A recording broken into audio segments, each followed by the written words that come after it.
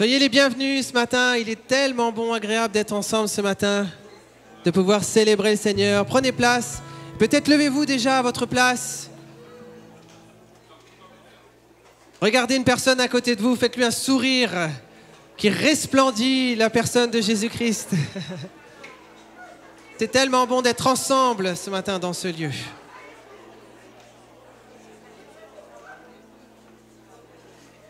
Nous sommes venus célébrer le nom du Seigneur. Amen. La Bible nous dit, je vous laisse ce passage et on va le louer en chant avec nos bouches, avec nos instruments, avec nos corps, nos âmes, nos esprits, louer le Seigneur. La Bible nous dit dans le psaume 145, au verset 4, il dit que chaque génération célèbre tes œuvres et publie tes hauts faits. Amen. Je dirai ta splendeur glorieuse de ta majesté. Je chanterai tes merveilles. On parlera de ta puissance redoutable et je raconterai ta grandeur. Qu'on proclame le souvenir de ton immense bonté et qu'on célèbre ta justice. L'Éternel est miséricordieux et compatissant. Il est lent à la colère et plein de bonté. L'Éternel est bon envers tous. Il est bon envers toi, envers moi. Et ses compassions s'étendent sur toutes ses œuvres. Toutes tes œuvres te loueront, ô Éternel, et tes fidèles te béniront. Ils diront la gloire de ton règne et ils proclameront ta puissance. Amen. Nous sommes venus proclamer Jésus-Christ ce matin, proclamer ses bontés, sa grandeur dans nos vies. Est-ce qu'on peut élever nos voix ensemble et accueillir Jésus-Christ avec nos bouches, avec nos voix là où tu es? Est-ce que tu peux commencer à élever Jésus-Christ avec moi, lui dire Seigneur, je suis là ce matin pour proclamer ton nom. Dites-lui avec moi, Seigneur, mes amis, dites-lui Seigneur, je viens proclamer tes merveilles. Je viens annoncer, Seigneur, que tes bontés ne sont pas épuisées, qu'elles se renouvellent encore ce matin. Je suis venu dire, Seigneur, combien tes œuvres sont admirables, combien tes œuvres sont grandes au milieu de ton peuple. Seigneur, merci Père. Je veux proclamer, Seigneur, à Genève, ici ce matin, dans le monde entier, le nom de Jésus. Alléluia, Amen.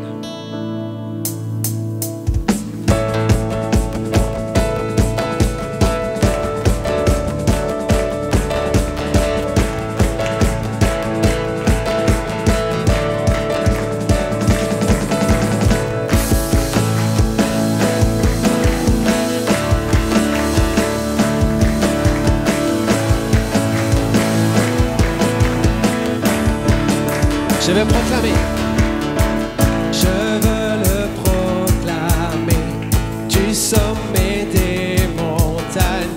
Ta grâce est sans limite, ta bonté sans égale, ta tendresse m'envahit, ta bonté me poursuit, ton amour m'émerveille.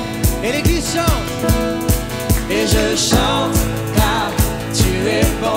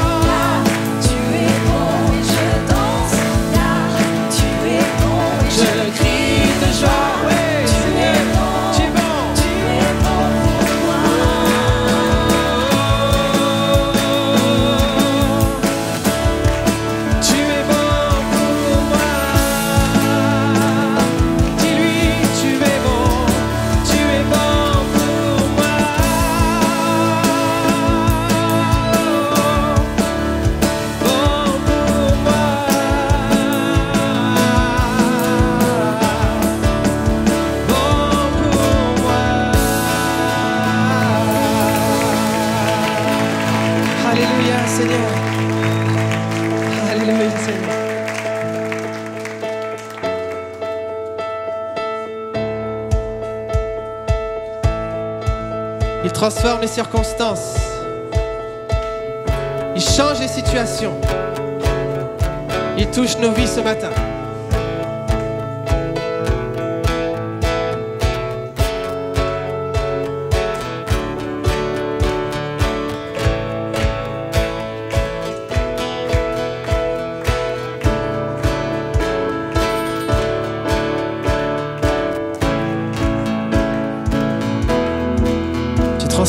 Tu transformes à l'eau en vin,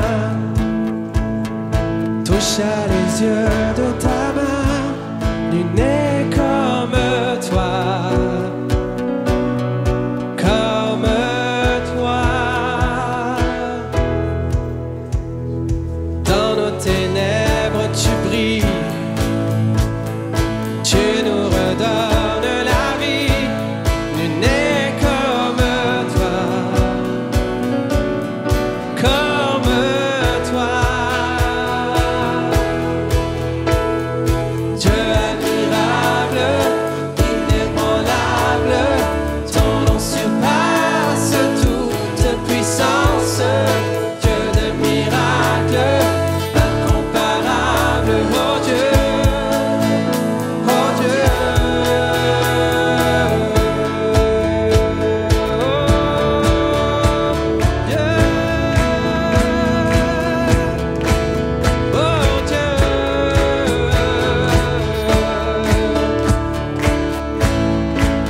Seigneur, tu viens briller.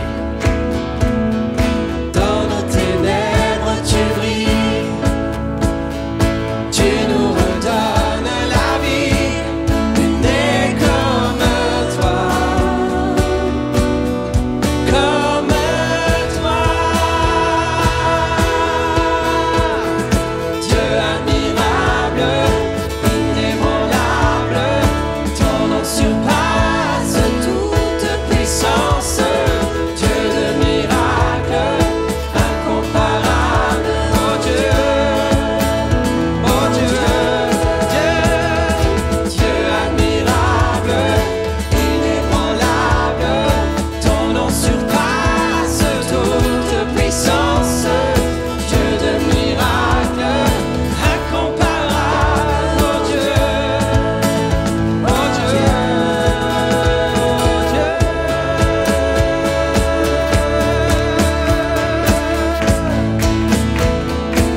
Tu marches devant nous, Seigneur. Tu traces un chemin, Seigneur. Rien ne peut nous séparer de toi, parce que tu es avec nous, Seigneur. Si notre Dieu est pour nous, qui pourra nous arrêter? Et si Dieu est avec nous, qui sera contre nous? Si notre Dieu est pour nous, qui pourra nous arrêter? Et si Dieu est avec nous, qui sera contre nous?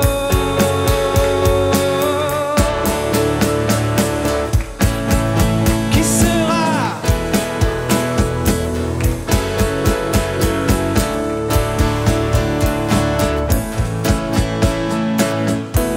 Dieu, Dieu admirable, inébranlable, ton nom surpasse toute puissance.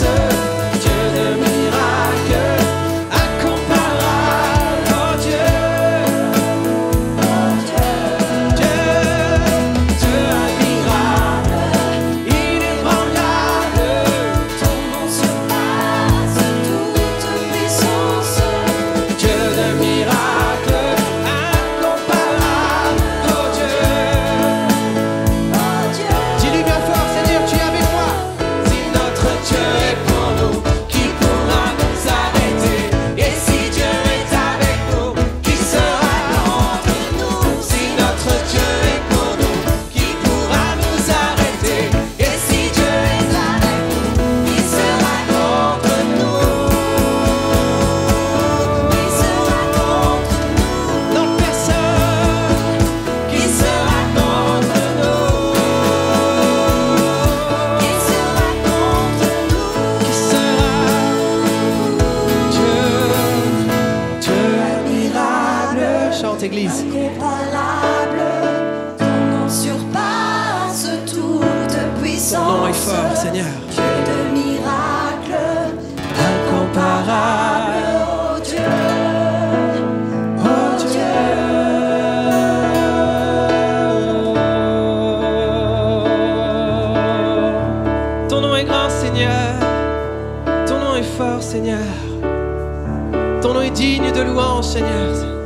aujourd'hui. Alléluia. Tous les peuples que nous sommes, toutes les nations sont réunies ce matin. Toutes les langues ce matin. Ici, dans ce lieu, confessent le nom de Jésus. Amen. Il est bon. Le Seigneur aime notre louange. Alléluia.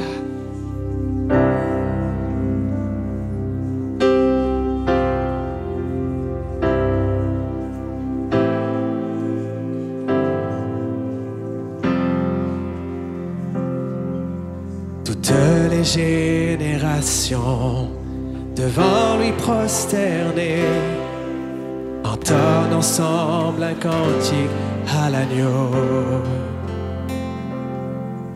Ceux qui nous ont précédés et ceux qui nous suivront entonneront ce cantique à l'agneau. Car ton nom est grand, ton nom est le plus grand, ton nom est le puissant, ton nom est au-dessus de tout. Puissance, autorité, royaume et dignité, ton nom est au-dessus de tout. Et les anges acclament, tu es saint, l'univers proclame, tu es saint, tu es glorifié.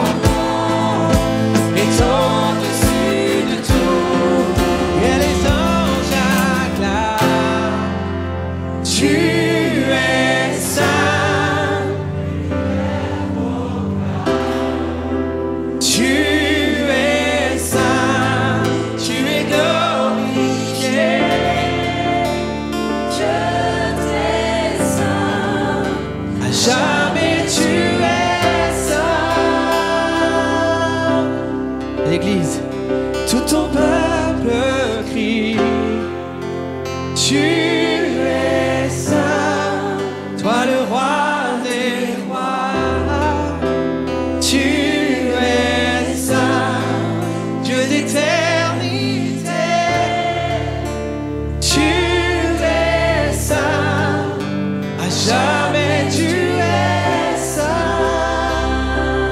d'éternité, Dieu d'éternité, tu es saint, à jamais tu es saint.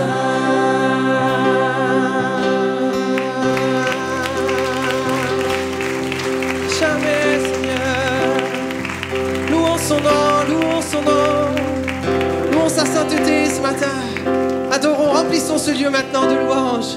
Remplissez ces parvis d'adoration. Faisons brûler dans l'autel du Seigneur notre louange. Alléluia, Seigneur. Tu es saint, saint, saint, Seigneur. À jamais tu es saint, Seigneur. Le ciel est couronné de gloire, Seigneur.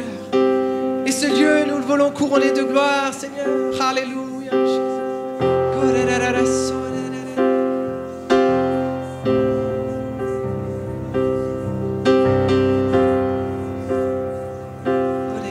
Tu es le roi, Seigneur. Tu es le roi, Seigneur.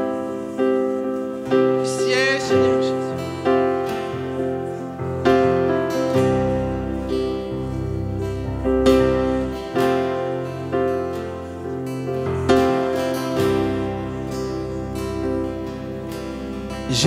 Jésus, nous te couronnons,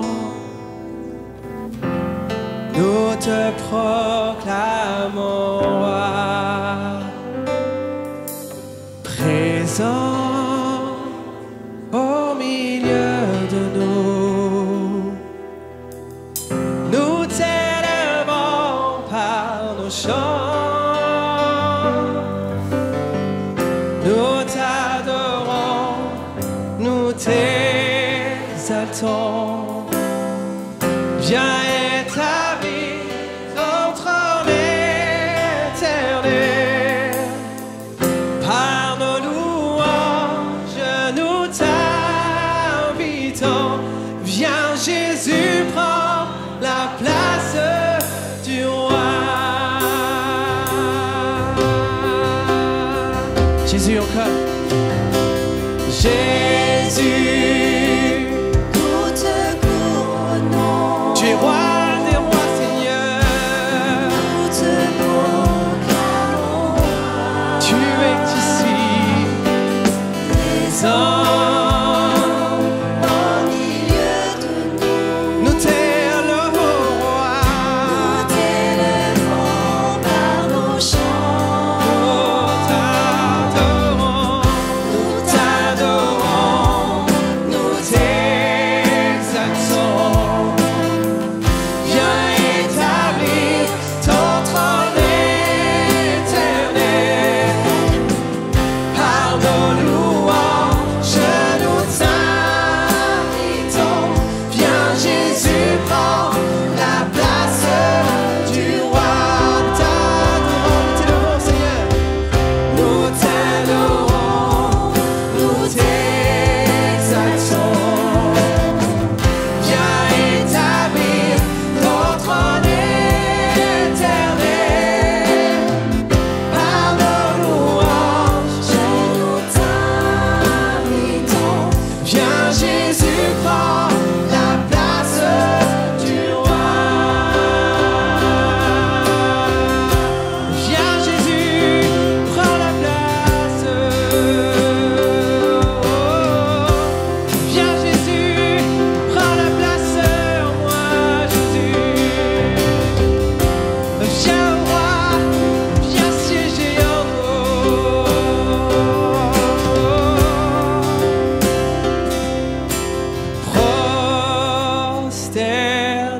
Prosternez-vous, adorez devant votre roi.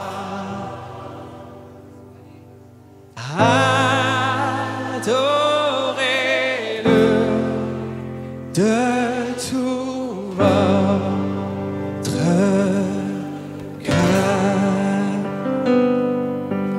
Faites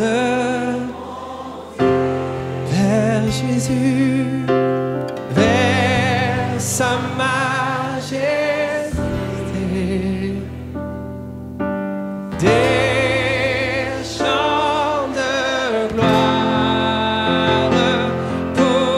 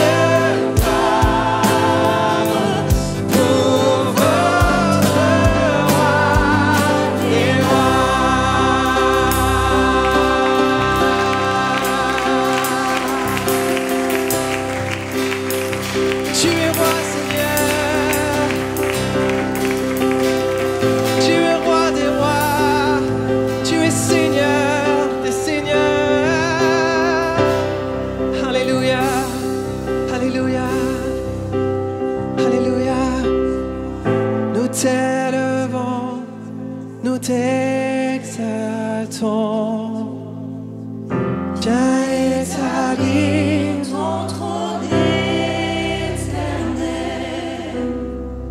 Par nos Louange, nous t'invitons.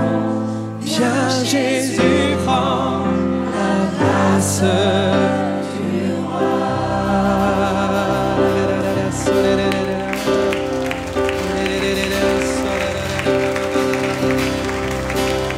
Nous t'adorons, Seigneur. Nous t'adorons, Seigneur. Nous t'exaltons,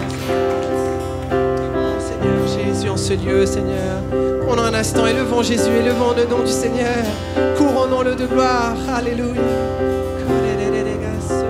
Tu peux l'adorer en esprit ce matin. Laisse l'Esprit de Dieu adorer Jésus à travers ta bouche. Alléluia, Seigneur Jésus. Tu es roi, tu es Seigneur. Tu es majestueux, Seigneur. Tu es beau, Seigneur Jésus. Rayonnant de beauté, Seigneur Jésus. Tu resplendis sur ton Église, Seigneur.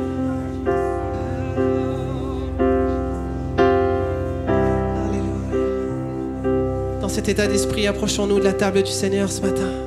Je vais inviter l'équipe de Sainte-Seine à s'approcher. On peut rester debout tous ensemble. Pendant ce temps, les personnes qui sont baptisées par immersion prennent ce repas, mais ensemble, nous voulons nous approcher du Seigneur. Alléluia, Seigneur. On va prendre un chant ensemble le temps que les équipes servent. Puis on prendra ensemble les aliments dans quelques instants. Prenons ce temps aussi pour sonder nos cœurs ce matin. Laissez l'Esprit de Dieu toucher peut-être un point sensible, un élément dont nous avons besoin.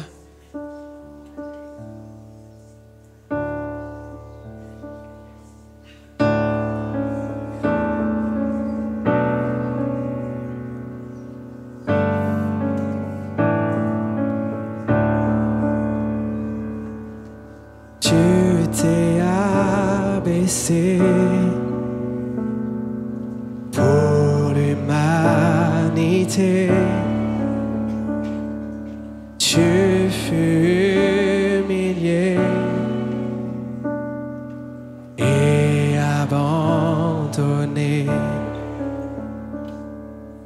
Ta mort et ma vie recréa. Sans crainte aujourd'hui, mon âme, Seigneur, t'écrit. Mon âme, chantons. Alléluia, Alléluia,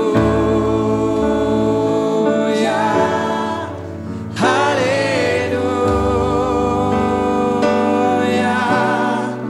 Tu es saint, tu es saint.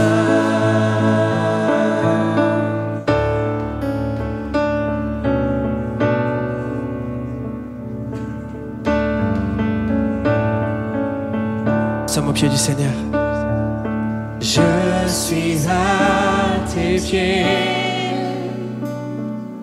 pour te remercier d'avoir accepté de tout supporter. Éprouvé, je tiens. Je suis pardonné, pardonné. Je viens Avec tous les saints, chante et tu reviens. Alléluia, Alléluia.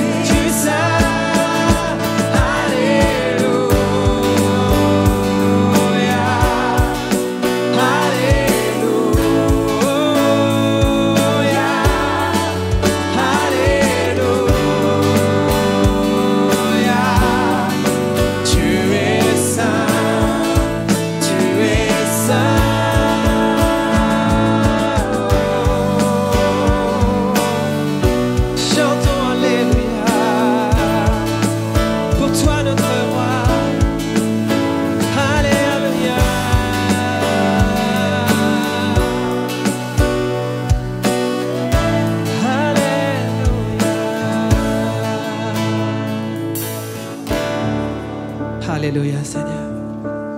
Restons vraiment attachés au Seigneur. Restons attachés à sa personne. Alléluia. Le Seigneur est là, il est présent au milieu de son Église. Oh Jésus. Avant de prendre ensemble ces aliments, juste vous laisser cette pensée ensemble. Et alors que Jésus est là dans son dernier repas avec ses disciples, il leur dit que ce serait la dernière fois qu'il le prend avant de le reprendre tous ensemble un jour avec lui.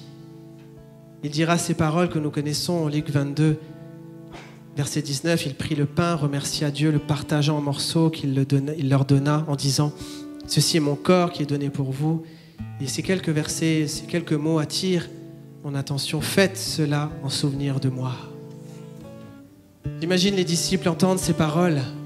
« Faites ceci en mémoire, en souvenir de moi. » Quel était le souvenir de ces disciples au moment de ce repas? De quoi pouvaient-ils se souvenir? Peut-être les uns pouvaient se souvenir de ce jour où ils étaient à une barque au bord d'un péage et Jésus leur a dit « Suis-moi, viens avec moi maintenant. » Peut-être se souviennent-ils de ce jour où ils étaient dans cette barque et ils ont vu quelqu'un marcher sur l'eau croyant que c'était un fantôme, mais non, c'est le Seigneur qui venait à leur aide. Pierre se souvient-il peut-être de ce moment où il a marché sur l'eau et quelques instants après Jésus l'a secouru.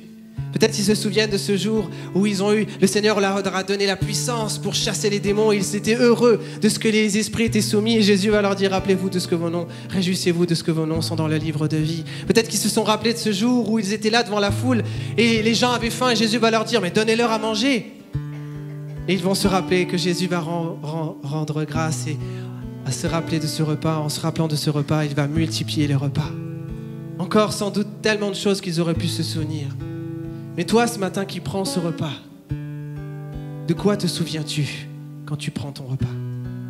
Peut-être ce qui te vient d'abord à l'esprit, c'est peut-être la vie que tu as aujourd'hui avec son lot de souffrances, peut-être une situation de péché qui te tient lié, peut-être une situation de détresse, d'impasse dans laquelle tu te tiens.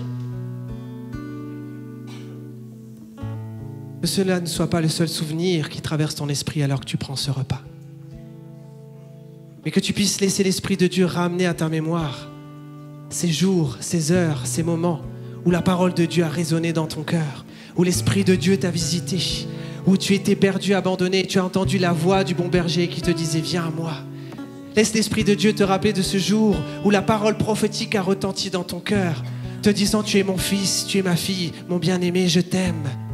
Laisse le Saint-Esprit te rappeler ce jour où il a pardonné tous tes péchés. Et alors que tu es là en train de te souvenir de tes péchés, parce qu'ils sont encore présents dans ta vie, le Saint-Esprit veut t'appeler ce matin à te rappeler qu'il a porté dans ses meurtrissures tes maladies, tes péchés, que tu peux vivre la liberté en Jésus-Christ ce matin. Souviens-toi de Jésus, souviens-toi de lui ce matin. Vous savez, un homme, quelques instants après, au chapitre 23, quelques jours après, un homme était sur la croix avec Jésus. Et lui aussi va dire cette phrase au Seigneur, « Seigneur, souviens-toi de moi quand tu reviendras. » Et le Seigneur lui a fait presque cette remarque alors qu'il était agonisant sur la croix. « Mais j'ai pas besoin de me souvenir de toi, parce qu'aujourd'hui même, tu seras avec moi dans le paradis. » Le Seigneur n'a pas besoin de se rappeler de ses bontés dans nos vies. Il n'a pas besoin de se rappeler qu'il t'aime. L'amour de Jésus est infaillible pour toi. Ses passions, sa compassion dans ta vie ne cesse pas aujourd'hui. Même s'il nous arrive d'oublier le Seigneur est comme cette mère, il n'oublie pas ses enfants. Il prend soin de nous. Rappelle-toi que le Seigneur a dans son esprit ta vie. Il ne manque pas de penser à toi, il intercède pour toi. Alors ce matin, c'est la moindre des choses que nous avons à faire, que de prendre ce temps, de se rappeler de tout ce que Jésus a fait pour nous. Est-ce qu'on peut prier ensemble? Pendant qu'on prie, dites-lui merci pour une situation, merci pour une œuvre qu'il a fait dans vos vies. Merci pour la vie qu'il vous a donnée. Merci de vous avoir secouru. Merci de vous avoir pardonné, d'avoir écrit votre nom dans le livre de vie. Que ce matin, le souvenir de ce qui est bon, de ce qui est digne de louange, soit dans votre esprit. Et que ce qui ternit votre vie cesse maintenant d'alimenter votre âme. Seigneur, merci pour ce sacrifice. Merci, Père, pour ta vie en nous. Merci Seigneur Jésus parce que tu ne manques pas de te souvenir de nous, parce que tu penses à nous, parce que tu pries pour nous, parce que de ton ciel de gloire assis sur ton trône, tu intercèdes pour nous. Nous sommes jour et nuit Seigneur. Tu ne sommeilles, tu ne dors pas, celui qui veille sur nous. Tu penses à ton Église Seigneur jour et nuit et tu ne manques pas Seigneur d'étendre ta main pour nous.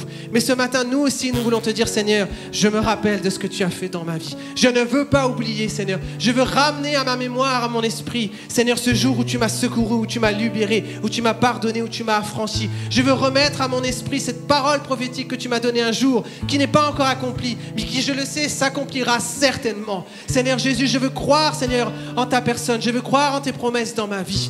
Merci, Père, pour ce repas que nous prenons maintenant, Seigneur. Merci, Père, pour ce sacrifice, Seigneur. Au nom de Jésus-Christ, alléluia. Amen. Prenez ce repas maintenant et bénissez le Seigneur. Alléluia. Merci, Jésus. Encore quelques instants, des voix peuvent se lever dans ce lieu, reconnaissant la grandeur de Dieu. Peut-être s'il y a des paroles prophétiques aussi, des paroles de connaissance, vous pouvez aussi les apporter, que nous puissions laisser l'Esprit parler, agir au milieu de nous encore. Alléluia, Seigneur. Merci, Jésus.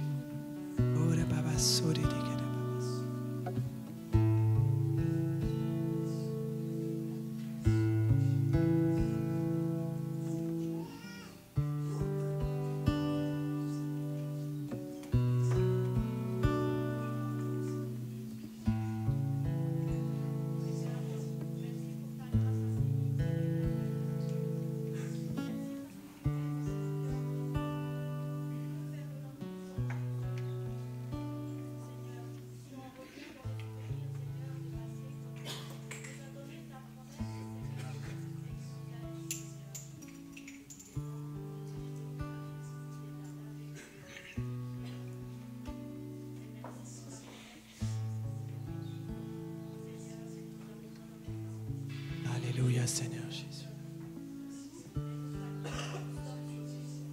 Plie, Seigneur. Merci, Seigneur Jésus. On peut terminer ce temps tous ensemble en élevant tous ensemble la voix. Prenez simplement quelques instants. Élevez vos voix tous, toutes. Allons-y. Dites merci, Seigneur. Avant de poursuivre ce culte, d'entendre la parole de Dieu, dites, Seigneur Jésus, merci avec vos bouches. Vous pouvez le faire dans votre langue, dans votre façon, peu importe, mais dites, Seigneur Jésus, je t'aime, Seigneur. Merci, Jésus. Alléluia, Seigneur. À toi toute la gloire, Jésus. Merci, Seigneur Jésus. Alléluia, merci, Seigneur.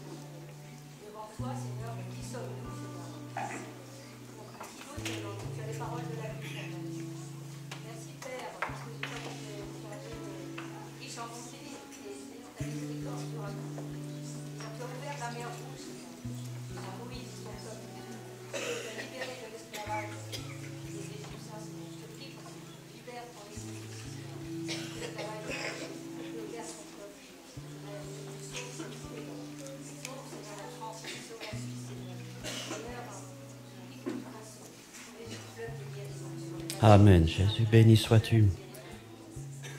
Seigneur.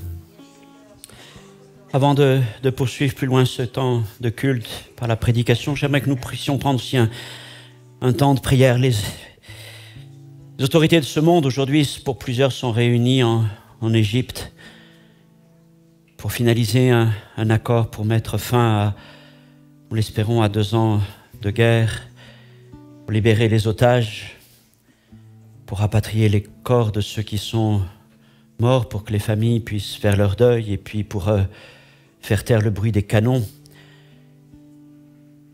Prions de tout notre cœur pour que la paix revienne en Israël, à Gaza.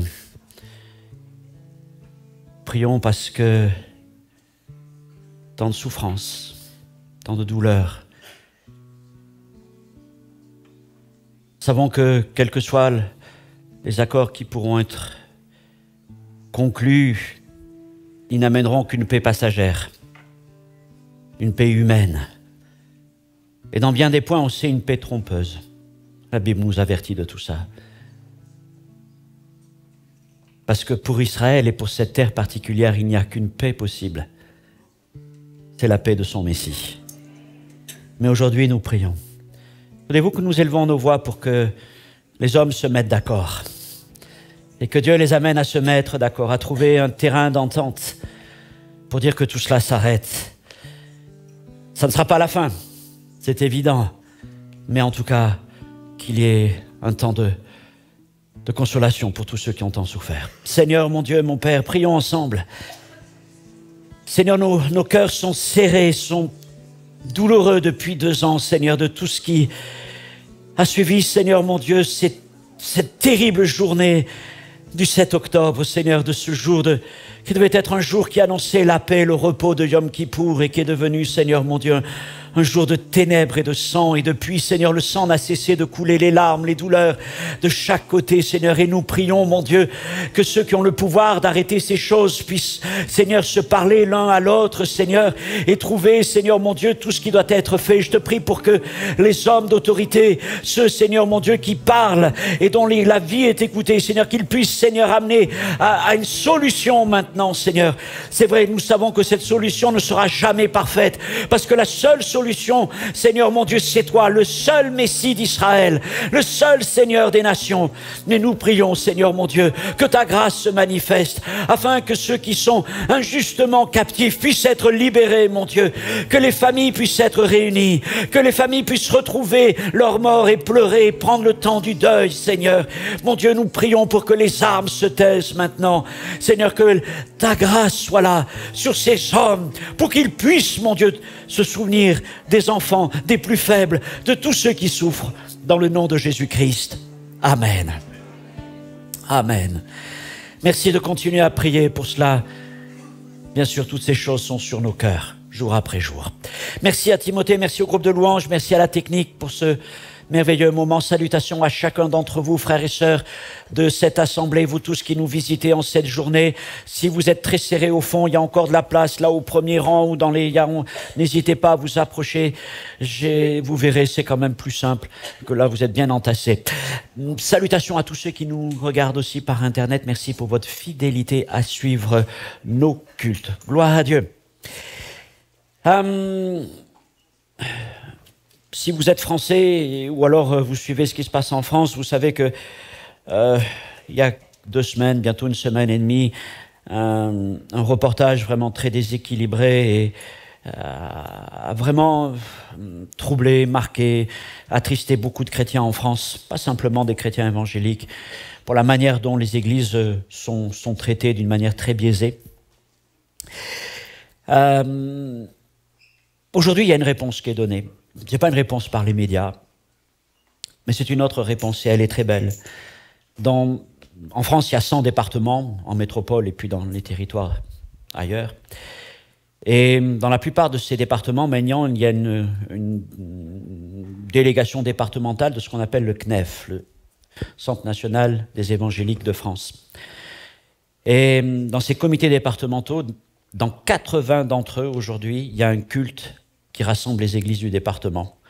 On n'y participe peut-être pas tous, mais en tout cas, dans beaucoup de ces départements, 80 donc, aujourd'hui, un culte qui rassemble des églises de toute tendance évangélique. Je pense que c'est la plus belle des réponses que les églises de France pouvaient apporter.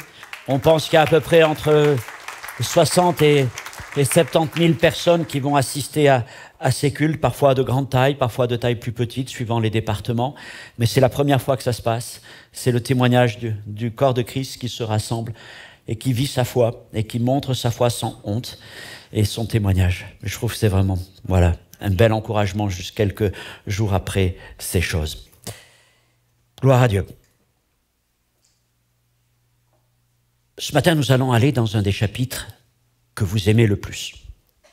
Je sais qu'il fait l'unanimité, ce chapitre. 1 Corinthiens, chapitre 13. Et si je dis 1 Corinthiens, chapitre 13, vous allez me dire, je vais parler de l'amour. Donc vous voyez, ça, c'est un chapitre que les chrétiens connaissent bien. J'ai même entendu des fois, notamment dans un mariage royal de ces dernières années en Angleterre, même le message a été prêché par l'évêque anglican autour d'un Corinthiens 13. Donc c'est un texte vraiment connu qui est toujours merveilleux. Même ceux qui ne connaissent pas la Bible sont toujours frappés par ce texte, ce passage si extraordinaire. Et donc ce matin, oui, nous allons parler de l'amour avec le titre de ce message. Je ne l'ai pas inventé, c'est la parole de Dieu. Sans l'amour, je ne suis rien. Alors, vous le savez, là, Paul nous enseigne notamment dans ce passage qu'il y a des choses qui passent. L'adolescence passe, c'est ce qu'il dit un peu plus loin. La connaissance aussi va passer, la prophétie va passer, les langues vont passer. Il y a d'autres choses qui passent encore plus rapidement, les saisons, les modes, etc. Et puis, il y a des choses qui demeurent. Et il y a au moins 3 choses qui demeurent.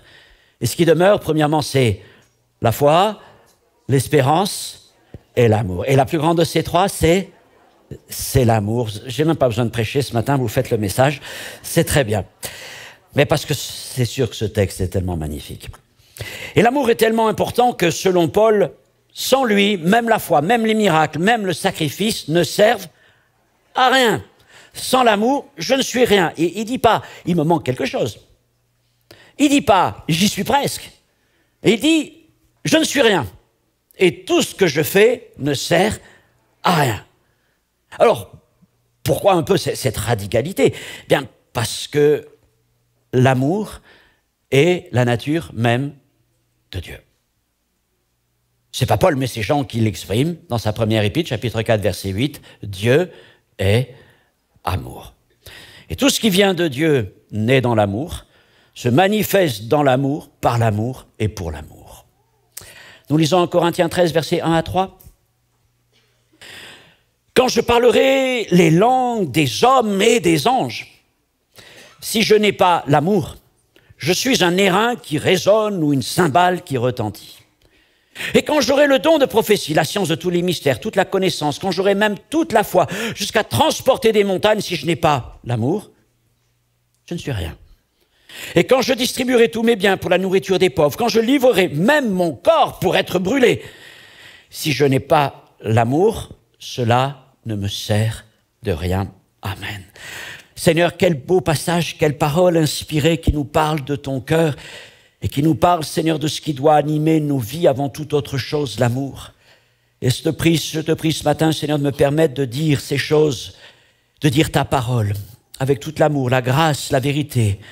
Seigneur mon Dieu, que tu éveilles en nous l'amour.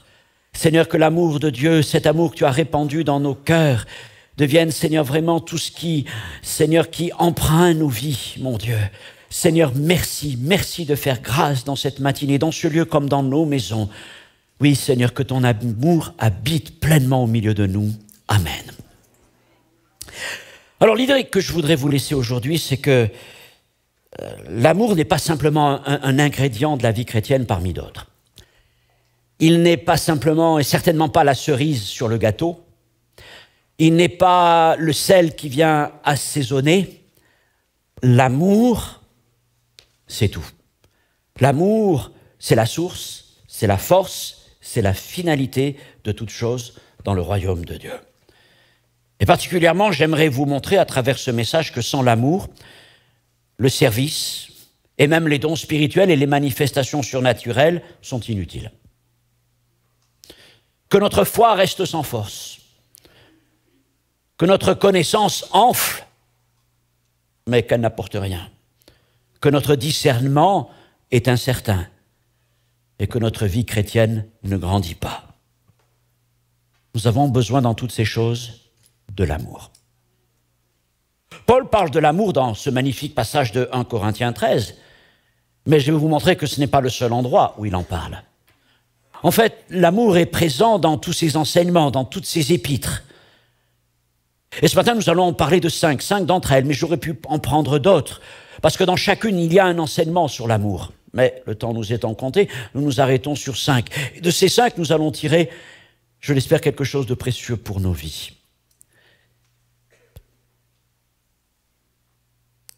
C'est intéressant de voir que c'est un homme comme Paul qui parle de l'amour. Comme cela, on n'est pas le seul à le faire. Jean en parle, l'apôtre que Jésus aimait. Celui qui nous a dit que Dieu a tant aimé le monde. Celui qui nous a dit que Dieu est amour. On l'appelle l'apôtre de l'amour. Bon, il y a eu des moments où il appelait le tonnerre à descendre sur les villages. Mais, c'est-à-dire, Paul, est-ce que spontanément, c'est pas l'homme auquel on associe le mot amour? Dans le sens où il y a quelque chose chez Paul de, voilà, ce maître, cette rigueur, ce docteur, cet apôtre, bon, peut-être aussi le souvenir de son passé d'homme violent. Et donc, on a du mal à lier forcément les deux choses, Paul et l'amour. Et c'est vrai qu'il y a certaines épîtres, et vous verrez, il y a des épîtres qui sont très doctrinales. Mais il est question d'amour. Il y en a d'autres qui sont très personnelles. Je parlerai de l'épître aux Philippiens ce matin. Je ne parlerai pas de la première aux Thessaloniciens, mais dans cette épître aux Thessaloniciens, c'est là que Paul dit qu'il aime l'Église comme avec la tendresse d'une nourrice. Et donc, derrière cet homme, ce fonceur, ce bâtisseur intrépide, il y a cette dimension de l'amour. Il y a cette dimension de l'amour. Et il a beaucoup de choses à nous enseigner sur l'amour. Et on y va tout de suite. 1 Corinthiens, chapitre 13, on commence par ça, l'amour au-dessus de tout. C'est bien l'enseignement de cette épître. Et particulièrement, ce que nous allons voir dans ce point, c'est qu'est-ce qui motive mes actions? Qu'est-ce qui motive mon service? Dans 1 Corinthiens 12, 31, à la fin de ce chapitre, il écrit « Aspirez aux dons les meilleurs, et je vais vous montrer une voie par excellence. » Et quelle est la voie par excellence? La voie de l'amour, ce qu'il va développer sitôt après. Alors, dans l'église de Corinthe, il y a abondance de manifestations charismatiques, langues, prophéties, connaissances, parfois au risque d'un certain désordre, voire même d'une cacophonie. Alors, si Paul entreprend de remettre un peu de l'ordre, de la bienséance dans toutes ces manifestations, à aucun moment il ne cherche à freiner la vie de l'esprit. Et il encourage d'ailleurs les chrétiens de Corinthe à aspirer aux dons pour l'édification de l'Église. Mais il veut les amener dans une autre dimension, plus haut, en leur montrant qu'il y a une voie supérieure, plus profonde, pour exercer les dons spirituels, l'amour. L'amour. Et Paul dit littéralement que l'amour est le chemin qui dépasse, qui surpasse tous les autres. C'est ce sens d'une voie par excellence. Un chemin au-dessus de tous les autres, la voie de l'amour. Et il dit dans ce passage que sans l'amour, même les dons les plus puissants, parler les langues des anges. Avoir la foi jusqu'à transporter les montagnes. Ça, c'est ce que Jésus avait dit. Avoir toute la connaissance. Même les dons les plus puissants sonnent creux. Comme du métal. Bon, ça fait du bruit, ça résonne, mais il n'y a pas grand-chose derrière. Le savoir devient arrogant, le sacrifice est stérile, même si je donne mon corps à être brûlé. Et les actions de générosité passent à côté du but. Mon frère, ma sœur, tu veux prophétiser, enseigner, servir, prier, tu es prêt même à tout donner, mais si l'amour n'est pas ton moteur, ça ne sert à rien. Oh, c'est fort. Et bien sûr, ça nous amène à nous interroger sur les choses qui nous motivent. Par quoi sommes-nous motivés dans notre service, dans ce que nous accomplissons pour le Seigneur? Il y a des gens qui sont motivés par le devoir. J'en ai déjà parlé, c'est bien d'être motivé par le devoir. Mais le devoir, c'est pas la voie par excellence. Ce n'est pas la voie par excellence.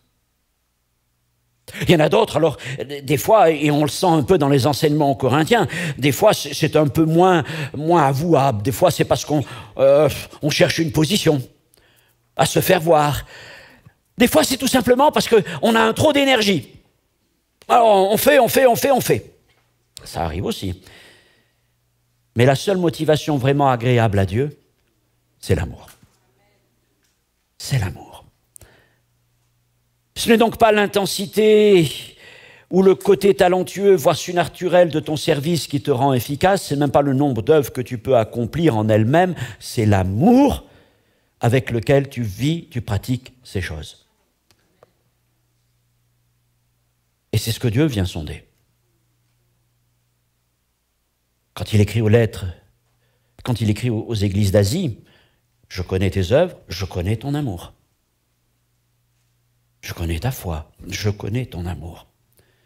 Et sans amour, tout service, même le plus sacrificiel, ne reste qu'une activité sans vie, sans force, sans impact.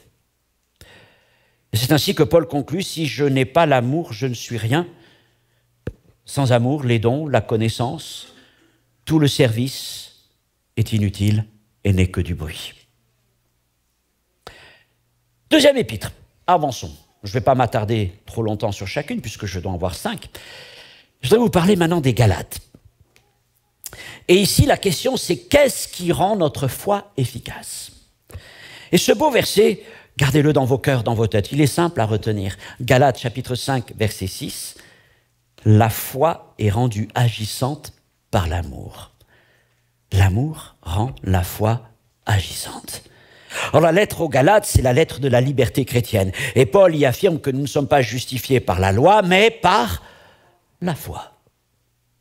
Mais il insiste pour parler d'une foi qui soit une foi vivante. Ce n'est pas simplement une foi qui dit « je crois », mais une foi qui agit. Et là, nous voyons que, contrairement à ceux qui voudraient opposer l'apôtre Paul et l'apôtre Jacques, ils se retrouvent parfaitement l'un et l'autre. Si la foi n'est pas agissante et qu'elle est stérile, elle est morte. Mais elle est rendue vivante et belle par les œuvres qui en découlent. Donc les deux s'entendent parfaitement sur ce point. Mais comment cette foi va devenir active? Comment va-t-elle devenir agissante? Eh bien, il nous donne ce secret par l'amour. C'est l'amour qui énergise. C'est le mot, le verbe qui est derrière agissant en grec, c'est énergéo, énergie, énergise. C'est comme si l'amour était une espèce de batterie pleine de puissance, de force qui va communiquer, connecter, va transmettre cette énergie à la foi pour que la foi produise quelque chose. Ce qui veut dire qu'on peut croire sans aimer. Mais si il y a la foi sans l'amour, alors la foi ne sert pas à grand-chose. Elle est inutile, elle est sèche, elle ne produit aucun fruit. Maintenant, l'amour ne remplace pas la foi. L'amour ne remplace pas la foi, parce que c'est par la foi que nous sommes justifiés. Mais qu'est-ce qui rend la foi agissante? Qu'est-ce qui active la foi?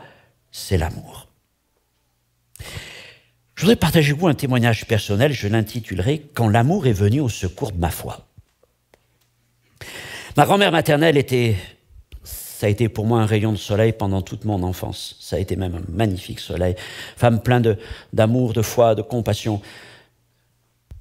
Et une femme de Dieu remarquable, qui a servi dans bien des domaines. Et elle avait une grâce particulière du Seigneur, c'est qu'elle a accompagné tous ses frères et sœurs, et les gens proches de sa famille, dans les derniers instants de leur vie. Et elle l'a fait aussi avec de nombreux chrétiens. Et un jour, elle tombe malade, un cancer. Je ne sais plus à quel endroit, mais une partie intestinale, je ne sais plus laquelle.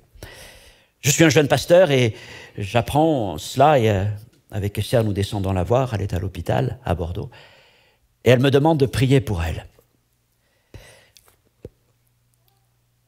pour son cancer. Et là, c'est pas simplement, on va prier, on va faire une prière. Non, c'est ma grand-mère. Il m'a dit, Seigneur, waouh, là c'est un défi pour ma foi. Et je trouve ma foi bien petite. Mais alors quelque chose se passe en moi. C'est que l'amour vient au secours de ma foi. Parce que si ma prière manquait de foi, elle ne manquait pas d'amour. Et l'amour a compensé la foi. Et l'amour a rendu la foi agissante. Et le peu de foi que je pouvais avoir, aussi petit qu'une graine de sénévé, a pris une autre dimension par l'amour, la puissance de l'amour qui l'a rendue agissante. Et j'ai fait cette prière, plus par amour pour elle que par la foi. Je le reconnais bien. Quelques jours après, nous apprenons qu'il y a quelque chose qui s'est passé dans son ventre. Elle a senti quelque chose qui se détachait dans son ventre. Elle est allée à la selle, aux toilettes, et il y a toute une masse noire qui a quitté son corps. Et je dis, Seigneur, c'est un miracle de l'amour, avant tout. Et mon frère, ma sœur, quand bien des fois tu te sens tellement court dans la foi, tu dis, mais Seigneur, un peu comme ce papa, viens au secours de mon incrédulité, Seigneur. Face à des montagnes qui sont là, à des défis de maladies, de difficultés que tu n'arrives pas, tu dis, mais Seigneur, j'ai pas cette foi-là jusqu'à transporter les montagnes. Passe par le chemin de l'amour, la voie par excellence. Passe par le chemin de l'amour. N'est-ce pas l'amour qui presse un papa et une maman à se tenir au chevet de son enfant pour prier jusqu'au bout pour lui, pour elle? N'est-ce pas ce qui va nous pousser les uns les autres? L'amour. Lorsque nous sentons notre foi être trop courte, insuffisante, qu'est-ce que nous avons comme recours? L'amour. L'amour, nous prions par amour. Nous persévérons dans la prière par amour. Et au fur et à mesure que nous prions dans l'amour, qu'est-ce qui se passe? Notre foi grandit. Notre foi grandit, elle se fortifie. Là où elle semblait faible au début, connectée à l'amour, elle prend une autre dimension.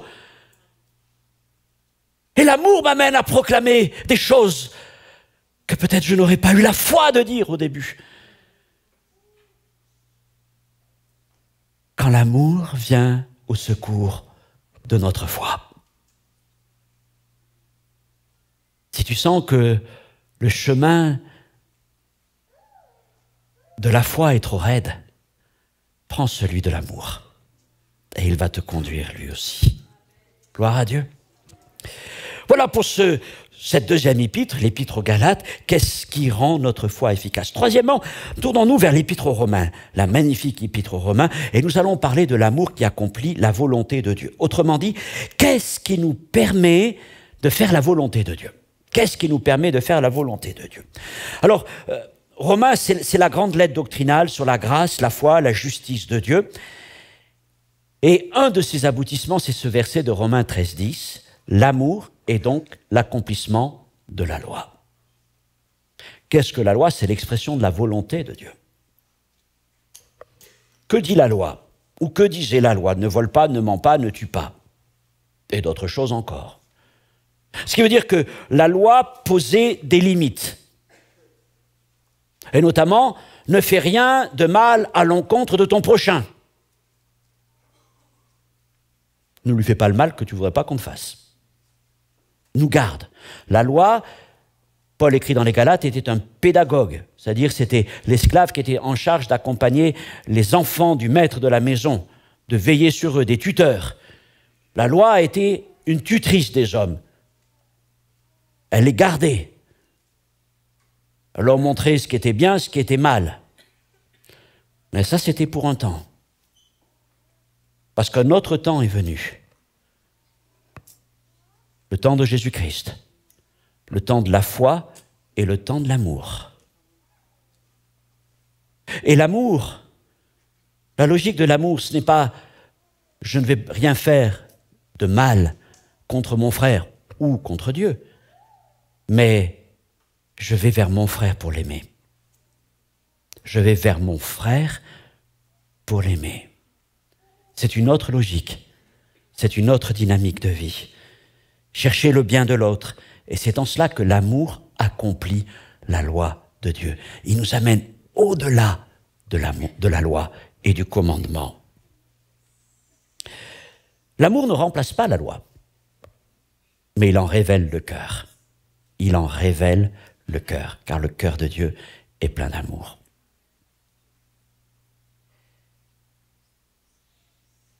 Mais attention, aimer, ce n'est pas fermer les yeux sur le péché. Ce n'est pas relativiser la vérité. Ce n'est pas tout permettre.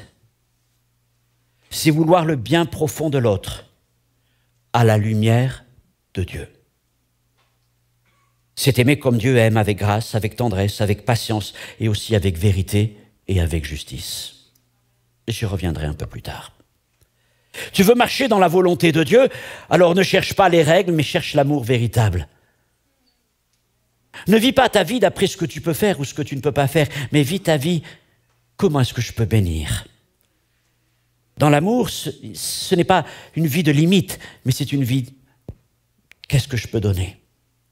Qu'est-ce que je peux donner à mon prochain? Et c'est ainsi que l'amour nous permet de faire la volonté de Dieu. Quatrièmement, l'Épître aux Philippiens. L'amour boussole de nos choix. Et ici, nous allons voir que l'amour est ce qui nous permet de prendre les bons choix selon le cœur de Dieu. Chapitre 1er, versets 9 à 10 des Philippiens. Ce que je demande dans mes prières, c'est que votre amour augmente de plus en plus en connaissance et en pleine intelligence pour le discernement des choses les meilleures. Comment prenez-vous vos décisions? Et qu'est-ce que vous considérez comme le meilleur? J'imagine que souvent, quand on prend nos décisions, en tout cas, on va essayer de rassembler un maximum d'informations, on va calculer, on va voir le pour, le contre, on va essayer on va essayer avec ce qu'on peut faire, on va essayer d'avoir un bon raisonnement. La Bible nous montre une autre voie. Parce que les calculs des hommes ne sont certainement pas ceux de Dieu. Et les meilleurs choix, ce ne sont pas forcément ceux que les hommes estiment être les meilleurs choix. Dieu fait d'autres choix. Dieu fait souvent d'autres choix. Et les choix de Dieu ne peuvent pas être faits d'après une logique mathématique, ou même d'après quelques sentiments, de bons sentiments. Ne confondez jamais l'amour de Dieu avec les bons sentiments. Je voudrais vous dire qu'il n'y a peut-être pas plus, pas plus dangereux que les bons sentiments pour nous éloigner de la volonté de Dieu.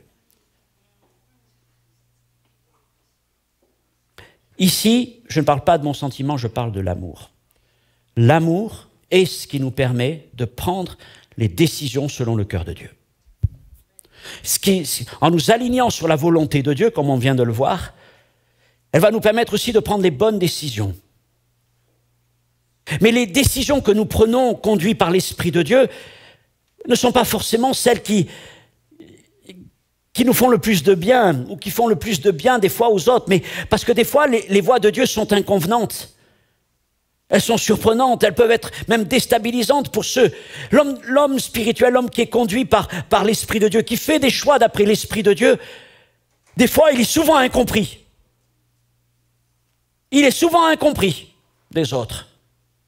Mais il ne marche pas d'après le sentiment ou la raison des hommes, mais d'après ce que l'Esprit de Dieu lui montre. Et il doit marcher d'après l'amour. L'amour pour le Seigneur. Mais cet amour-là, Paul nous dit, c'est un amour qui doit augmenter. Et ce qui est étonnant, c'est qu'il ne nous dit pas qu'il doit augmenter en émotion, en sentiment. Non, il nous donne deux choses qui nous paraissent quand même assez éloignées de l'amour. Il nous dit qu'il doit augmenter de plus en plus en connaissance et en pleine intelligence. Est-ce que vous associeriez connaissance et intelligence à l'amour? On pourrait dire ça ressemble bien à Paul, tiens. Mais c'est un homme spirituel qu'il parle là, un homme inspiré de Dieu. L'amour, selon Dieu, grandit dans la connaissance et dans la pleine intelligence.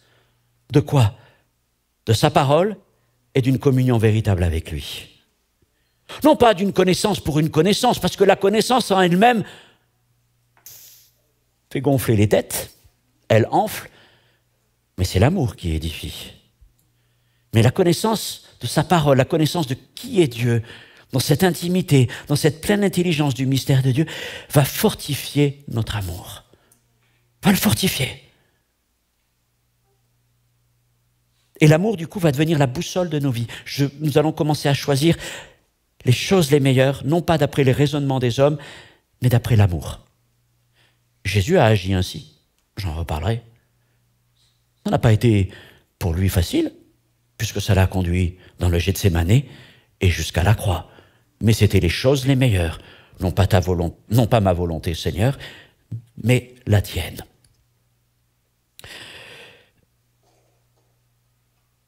Cinquièmement, l'Épître aux Éphésiens. Et là, parlons de l'amour, source de la plénitude. Qu'est-ce qui nous permet d'être plein du Saint-Esprit? Qu'est-ce qui nous permet en gros de grandir dans la vie chrétienne, dans la plénitude de l'Esprit? Éphésiens 3, 17 à 19, « Étant enracinés et fondés dans l'amour, vous puissiez comprendre avec tous les saints quelle est la largeur, la longueur, la profondeur et la hauteur, et connaître l'amour de Christ qui surpasse toute connaissance, en sorte que vous soyez remplis jusqu'à toute la plénitude de Dieu. » L'Épître aux Éphésiens, c'est l'église de la croissance du chrétien, de la maturité chrétienne, et qui place devant nous cette perspective absolument extraordinaire d'être remplis non pas simplement du Saint-Esprit, mais non pas simplement en plénitude, mais jusqu'à toute la plénitude de Dieu. Quand on y réfléchit, c'est quand même assez... Quelle pensée, remplie jusqu'à toute la plénitude de Dieu. Comment est-ce que moi je peux être rempli jusqu'à toute la plénitude de Dieu? Nous sommes tellement limités, et Paul est en train de placer devant nous l'infini divin. Oh Seigneur, si c'est écrit, c'est qu'il y a certainement des choses que nous devons retirer tout ça. Et ce qu'il nous montre, c'est que cette plénitude-là, à laquelle nous devons aspirer, être remplis jusqu'à toute la plénitude de Dieu, remplis du Saint-Esprit, eh bien, elle ne s'obtient pas en multipliant les efforts spirituels, les exploits. Non, non, non, c'est pas une question de révélation mystique, de don ou même de zèle, mais tout commence dans l'amour. Enraciné et fondé dans l'amour, comme un arbre planté, comme une maison fondée sur des fondations solides. Tel est l'amour, nos racines, nos fondations. Sans l'amour, nous ne pouvons pas grandir.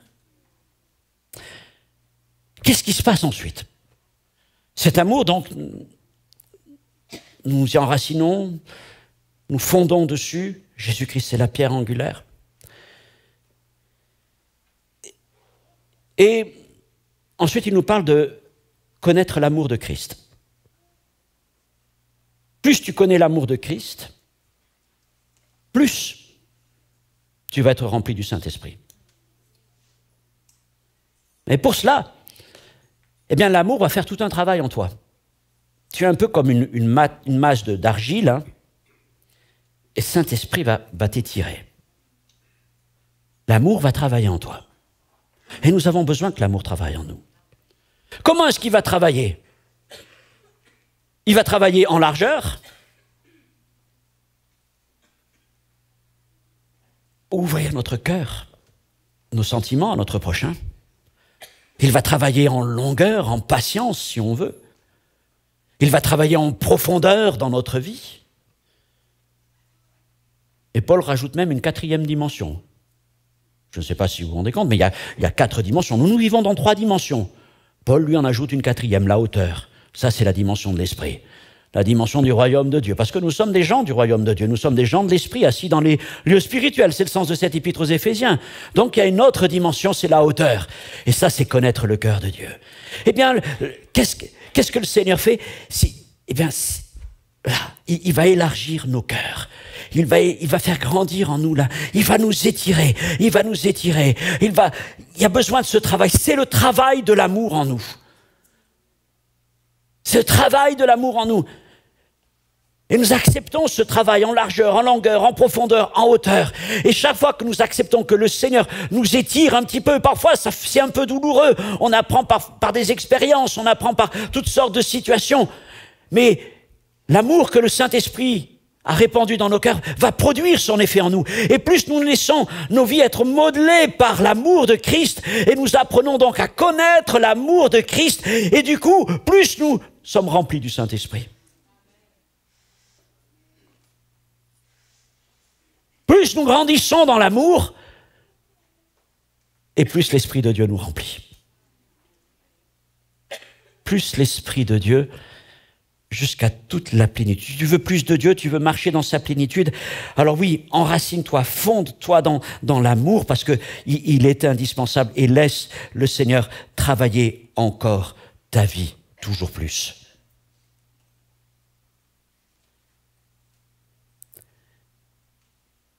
Et je voudrais finir en parlant de Jésus. Nous avons traversé 5 épîtres rapidement. Et je veux que nous revenions à notre Seigneur. Il est la source. Jésus est l'incarnation parfaite de l'amour de Dieu. Et tout ce que Paul décrit, Jésus l'a vécu et manifesté en plénitude dans sa vie. Dans son service. Jésus a manifesté l'amour. En tout lieu où il se rendait. Il était l'homme qui aimait. Il a mis le comble à son amour pour ses disciples en se dépouillant de sa tunique et en leur lavant les pieds. Pour nous montrer que les dons et les actes de service n'ont de valeur que dans l'amour. Et le Seigneur leur a laissé dans cette chambre haute où il était avec eux son commandement. Comme je vous ai aimé, aimez-vous les uns.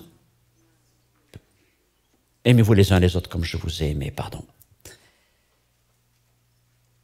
C'est un enseignement que nous avons déjà partagé ensemble, mais je voudrais le rappeler pour ceux qui nous rejoignent. La loi, on dit que la loi a 613 commandements, dont 10 importants, le décalogue, mais il y aurait 613 préceptes, règles dans la loi. Un jour, au temple, un scribe vient voir Jésus. Quel est le plus grand commandement? Le Seigneur lui dit, tu aimeras ton Dieu et tu aimeras ton prochain. Autrement dit, le Seigneur résume toute cette loi en 2 commandements. C'est quand même plus simple à retenir, n'est-ce pas, que 613. Vous imaginez la vie de ces Juifs qui doivent respecter les 613 commandements, et certains sont vraiment compliqués à appliquer. Mais que le Seigneur a simplifié les choses en nous laissant 2 commandements. Ça, c'est ce qu'il a dit au scribe. Et le scribe lui dit, c'est bien, Seigneur, tu as raison. Et Jésus lui dit, tu n'es pas loin du royaume. S'il lui dit que tu n'es pas loin du royaume, ça veut dire qu'il n'est pas encore dans le royaume. Parce que même si on résume la loi à 2 commandements d'amour, jamais la loi ne nous permettra d'entrer dans le royaume. Ça, c'est la puissance de la foi. Mais dans la chambre haute, Jésus parle à ses disciples. Et il va encore simplifier les choses, d'une certaine manière. Mais je me demande si, en fait, humainement parlant, elles ne sont pas encore plus compliquées. Parce que s'il réduit sa loi à 1 commandement, aimez-vous les uns les autres comme je vous ai aimé. Alors là, nous disons, c'est plus simple à retenir, mais est-ce plus facile à appliquer? Parce que la barre est haute. Aimer son prochain comme soi-même, tu aimeras ton Dieu de toute ta force. Vous voyez, ça reste dans le limite de ce que nous sommes. J'aime mon prochain comme moi-même. Bon, c'est ma mesure d'amour. J'aime Dieu de toute ma force. Là, c'est ma mesure de force. Ok, mais là, je suis en train de nous dire, tu dois aimer ton prochain comme moi je t'ai aimé. Et là, Seigneur, c'est vraiment... parce que toi, tu es l'amour. Et tu me demandes d'aimer comme toi tu as aimé. Oh. Là, on a vraiment besoin que le Saint-Esprit agisse dans nos vies, n'est-ce pas? Et c'est là que nous voyons ce travail d'étirement dans tous les sens. Me laisser modeler. Des fois, ça crée des ruptures. Des fois, il y a des choses qui doivent être dénouées dans nos vies. Il y a des blocages qui sont là, il y a des blessures qui sont là. On n'a pas appris à aimer, on n'a pas été aimé. Comment aimer quand on n'a pas été aimé? Tout ça, et c'est là l'œuvre de l'Esprit, de cet amour répandu dans nos cœurs. L'amour de Jésus-Christ, l'amour du Père. Dans son service, Jésus a manifesté en chaque situation l'amour, dans sa foi et sa confiance. Il a marché dans une obéissance totale jusqu'à la croix par amour pour son Père et pour nous. C'est par amour qu'il a offert sa vie. Par obéissance à son Père, c'est vrai, mais motivé par l'amour. Et encore une fois, il était l'homme de compassion. Ému de compassion. C'est toujours un défi pour nous de savoir être ému de compassion, de laisser nos sentiments s'exprimer. Et parfois, il faut le reconnaître, nous avons du mal, j'ai du mal à laisser cette émotion passer. Pourquoi? Parce que c'est aussi une émotion qui va nous coûter. Si on accepte de rentrer dans cette logique-là, être ému de compassion, ce n'est pas pour gagner quelque chose, mais c'est pour donner quelque chose. Et c'est pour ça souvent qu'on se réfrène dans cet amour-là, de peur de devoir donner. Vous comprenez ce que je veux dire? Jésus lui a toujours été ému de compassion, il a toujours donné. Dans sa vérité et sa sainteté, Jésus n'a jamais relativisé le péché, aimer pour lui n'a jamais été fermer les yeux, mais appeler à la repentance et offrir le pardon. Appeler à la repentance, c'est un message d'amour, c'est pas un message de condamnation, de jugement, c'est un message d'amour. Se tourner vers Dieu, se détourner du péché, c'est un appel pressant lancé aux hommes, c'est un appel d'amour.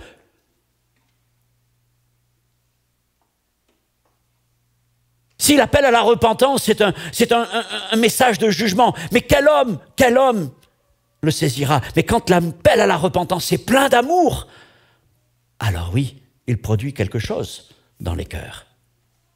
Et son message, c'est aussi celui du pardon, offrir le pardon. Offrir le pardon. L'amour couvre une multitude de péchés. Et il y a certainement un lien là, entre cet amour qui couvre et être capable de pardonner. Le pardon, c'est la mise en œuvre de l'amour. Le pardon qui va couvrir. Et l'amour suprême a offert le pardon suprême. L'amour de Jésus-Christ qui est venu pour couvrir les péchés du monde, de tous ceux qui placent leur confiance en lui. À la femme adultère, Jésus a dit « Je ne te condamne pas, va et ne pêche plus ». Il n'a pas dit simplement « Je ne te condamne pas, tu peux t'en aller ». Il a dit, je ne te condamne pas, va, ne pêche plus. Avait-il moins d'amour quand il lui dit ne pêche plus que lorsqu'il lui dit je ne te condamne pas? C'est le même homme et c'est le même amour, parce que cette femme avait besoin d'entendre les deux choses. Il y a ce jeune homme riche que vous connaissez bien, n'est-ce pas? Il s'inquiète de savoir ce qu'il adviendra de lui dans la vie éternelle. Seigneur, j'ai pratiqué tous les commandements, mais il me manque toujours une chose. Jésus s'apprête à lui dire une parole qui va être difficile, vous le savez, hein? Va et vends tout ce que tu as, tu le donnes aux pauvres et tu me suis. Seigneur sait que c'est pas facile. Mais un des évangiles, vous vérifierez, je ne sais plus si c'est Marc ou... Enfin, vous vérifierez. Dit qu'avant de parler, Jésus s'arrête, il le regarde. Et il l'aima. Il l'aima. Il l'aima tel qu'il était là, comme ça. Il l'aima en sachant que ce qu'il allait lui dire serait difficile à entendre pour lui. Et du coup, il a voulu lui montrer son amour.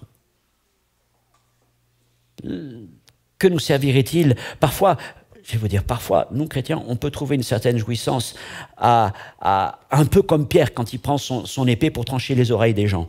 Bien, parfois, nos paroles, nos témoignages, c'est un peu l'épée qui tranche. Alors là, vous vous rendez compte, je prends la parole. La parole, c'est l'épée vivante et tranchante de Christ et j'y vais. Poum, poum, poum, tout ce qui passe à côté, ça y va. Jésus savait que son message serait tranchant. Mais il prend le temps d'aimer. Il prend le temps d'aimer. Et nous devons prendre le temps d'aimer. Surtout quand les choses que nous devons dire peuvent être difficiles à entendre. Prendre le temps d'aimer. Dans ses choix, Jésus aurait pu éviter Gethsémani, refuser la coupe, mais son amour l'a amené à choisir ce qui était excellent. Pas pour lui, mais ce qui était la volonté de Dieu, et donc excellent. Mais pour lui, ça voulait dire les souffrances de Golgotha. Mais il l'a accepté. Il l'a accepté. C'était la voie, c'était le chemin, et l'amour a toujours été la boussole de sa vie. Dans la plénitude de l'Esprit, lui seul a vécu pleinement rempli de l'Esprit parce qu'il était parfaitement enraciné dans l'amour du Père. Il avait toute la largeur, toute la longueur, il avait toute la profondeur, toute la hauteur, pouvant contenir toute la plénitude de Dieu en lui. corporellement, Paul écrit même dans les Colossiens. Jean chapitre 3, Dieu ne lui donne pas l'esprit avec mesure.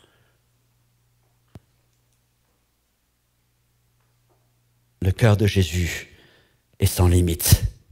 Il est suffisamment large pour nous accueillir tous, pour nous aimer tous du même amour. Et il a été pleinement rempli de l'Esprit du Seigneur. Nous avons donc évoqué ce matin 5 épîtres, Galates, Corinthiens, Philippiens, Éphésiens, Romains. Ces 5 lettres, 5 contextes, 5 défis. Certaines de ces épîtres sont très, très doctrinales, on va dire presque très spirituelles, notamment les Romains, les Éphésiens. D'autres épîtres sont très personnelles. Il y a vraiment 2 types d'épîtres. Je vous invite à les lire comme ça. Si vous comparez par exemple Éphésiens et Philippiens, Éphésiens, voilà, il y a la grande doctrine, merveilleuse description de la vie chrétienne dans les lieux célestes. Philippiens, c'est autre chose. Philippiens, il n'y a presque pas de doctrine. Il y a l'expression d'un cœur qui aime, d'un amour particulier qu'il avait pour cette Église. Mais quelle que soit la nature de l'épître, doctrinale ou beaucoup plus relationnelle, intime, dans toutes, il y a cette présence de l'amour. Et chacune nous invite à en tirer une leçon pour nos vies. Bien sûr, on le voit, c'est le Seigneur qui a le mieux incarné chacune de ces leçons. Mais nous aussi, nous devons apprendre à les vivre en nous rappelant un peu, juste pour résumer ce qu'on vient de voir aux Corinthiens, il nous rappelle que qu'est-ce qui motive nos vies? Qu'est-ce qui motive notre service? C'est même pas le surnaturel, c'est même pas le miraculeux, ou ceci ou cela, c'est l'amour. C'est la voie par excellence. C'est l'amour, l'amour, l'amour au-dessus de tout. Ensuite, aux Galates, il va nous parler de la foi, mais la foi rendue agissante par l'amour. L'amour qui vient au secours de notre foi. Dans les Romains, il va nous parler de cet amour qui nous permet de faire la volonté de Dieu, d'accomplir pleinement la volonté de Dieu. Dans les Philippiens, il va nous parler de l'amour boussole de nos choix, qui nous permet de nous aligner sur les choix de Dieu, sur le meilleur. Et dans les Éphésiens, l'amour qui vient nous façonner de plus en plus pour être remplis toujours plus du Saint-Esprit. Mes frères et sœurs, l'amour. Sans l'amour, je ne suis rien. Sans l'amour, tout ce que je fais ne sert à rien.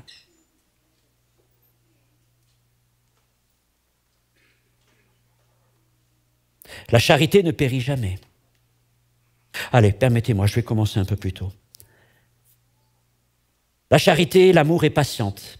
Elle est pleine de bonté. L'amour n'est point envieux. Il ne se vante point, il ne s'enfle point d'orgueil. Il ne fait rien de malhonnête. Il ne cherche point son intérêt. Il ne s'irrite point, il ne soupçonne point le mal. Il ne se réjouit point de l'injustice, mais il se réjouit de la vérité. Il excuse tout. Il croit tout. Il espère tout. Il supporte tout. Et l'amour ne périt jamais. Les prophéties prendront fin. Les langues cesseront. La connaissance disparaîtra. Car nous connaissons en partie, nous prophétisons en partie. Mais quand ce qui est parfait sera venu, ce qui est partiel disparaîtra. Lorsque j'étais enfant, je parlais comme un enfant, je pensais comme un enfant, je raisonnais comme un enfant. Mais lorsque je suis devenu homme, j'ai fait disparaître ce qui était de l'enfant. Aujourd'hui, nous voyons au moyen d'un miroir, d'une manière obscure, mais alors nous verrons face à face. Aujourd'hui, je connais en partie, mais alors je connaîtrai comme j'ai été connu. Maintenant donc, ces 3 choses demeurent. La foi, l'espérance et l'amour. Mais la plus grande de ces choses, c'est l'amour. Comme je vous ai aimé, aimez-vous les uns les autres. Seigneur, mon Dieu, que dire que sinon que si nous étions livrés à nous-mêmes, nous serions incapables d'un tel commandement. C'est le seul commandement que tu nous laisses. Mais il est tellement grand, tellement élevé, mais tu viens au secours. Tu as répandu en nous ton amour par ton esprit. Et Seigneur, ce que nous comprenons, c'est que alors que nous voulons grandir dans la plénitude de l'Esprit, alors que nous voulons faire ta volonté, alors que, Seigneur, nous voulons te servir, alors que nous aspirons peut-être au miraculeux, au surnaturel, alors que, Seigneur, que nous voulons faire les bons choix et plein d'autres choses dans la vie chrétienne, avoir une foi vivante, agissante, efficace. Tu nous rappelles que, en premier, c'est l'amour. Que toutes ces choses-là dépendent de l'amour. Et que si nous prenons ce temps de grandir dans l'amour, de fortifier notre amour, alors tout ce que nous venons de voir, tout le reste suivra. Tout le reste suivra, Seigneur. Enseigne-nous l'amour encore. Enseigne-nous l'amour, Seigneur.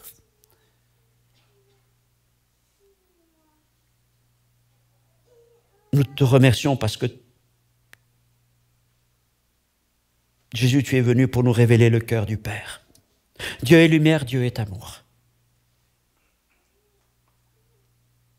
La lumière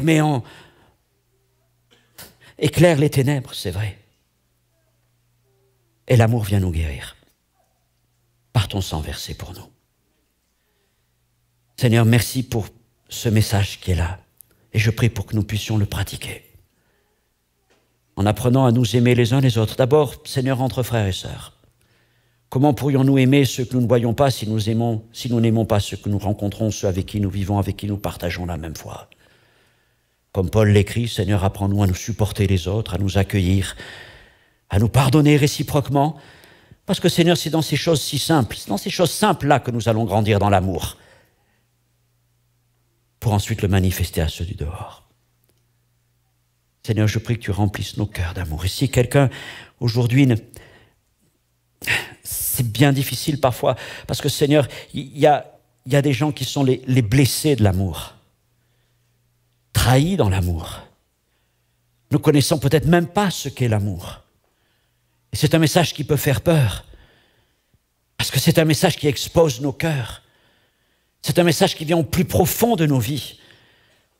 Mais Seigneur, ce matin, je voudrais que, c'est ma prière, c'est notre prière, pour tous ceux qui sont blessés, les blessés de l'amour des hommes, ils puissent trouver la guérison dans l'amour du Père,